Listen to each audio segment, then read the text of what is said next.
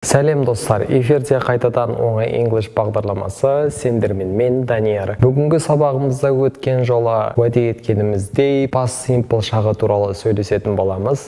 Past simple шағы қазақша аударған кезде жай ғана өткен шақ деген мағынаны білдіреді. Оның қазақша баламасы барды, келді, жүгірді, тамақ пісірді, яғни өткен шақта болып өткен іс-әрекеттерді сипаттау үшін қолданылады. Оның жасалу жолы төмендегідей: ағылшын тіліндегі do етістігі did деп аталатын өткен шақтағы формаға ауысады. Past simple шағындағы етістік шақтарға қарай ешқандай өзгеріске ұшырамайды. Тек бастапқы формадағы етістіктен кейін ed жалғауы жалғанады. Мысалға, бірінші шақта I started my business a year ago.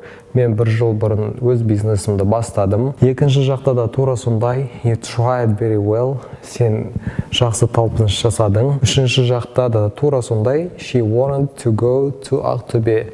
Ол Ақтөбеге барғысы келді. Көріп тұрғандарыңыздай want бастапқы формадағы негізгі етістік, оған ed жалғауы жалғану арқылы өткен шақтағы мағынаны білдіріп тұр. Көпше түрде де ешқандай өзгеріс болмайды. Көріп тұрғандарыңыздай we, you, they reached to their dreams болып сол күйінше қала береді.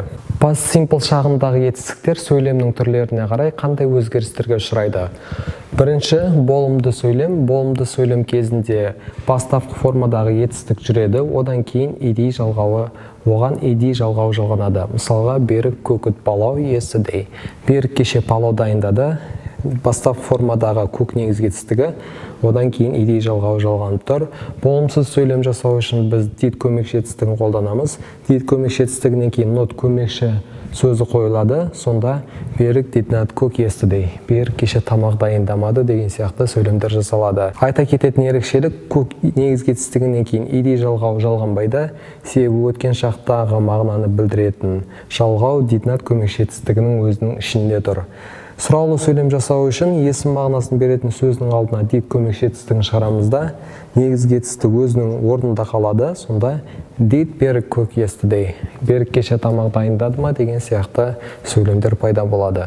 Дұрыс емес етістіктер сөйлемнің түрлеріне қарай қандай өзгерістерге ұшырайды? Speak дұрыс емес етістігі spoke деген формаға енеді. Do'дың did'ке өзгергені сияқты. Мысалға, Айнұр spoke Russian at the meeting. Айнұр кездесуде орысша сөйледі.